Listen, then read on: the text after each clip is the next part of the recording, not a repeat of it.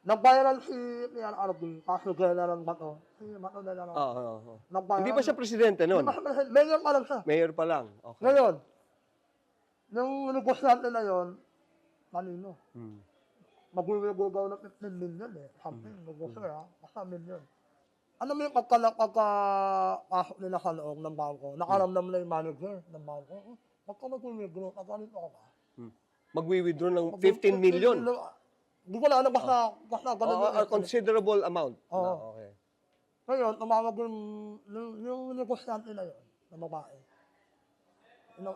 Nararamdaman ng manager na parang may something. Pinausap yung manager ko.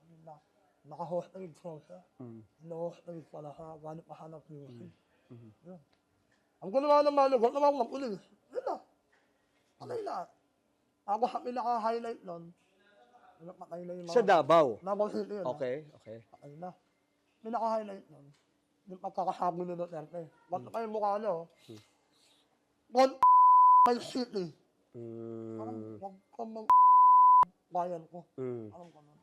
Papatayin ko talaga. Doon sumikat si Duterte. Doon my city. Ay, doon city. Yeah. Short of saying, parang you don't do this Ang with galing. me, no?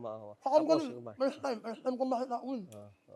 Yung bato ano ko nun prime ko nun, kasi katang ko nun 2015 ako sumikat Kasamahin ko sa Main Mendoza. Yan. Magkasamay kami ni Main. Yun na. Nagamit ko rin siya. Kumaga, nakatulong rin ako sa kanya. Nangapan niya ako hindi naman niya ako kilala. Magkasama lang ako sa pagbabago. Kasi gusto ko yung ganun leader.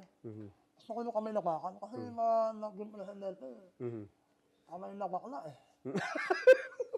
Ganun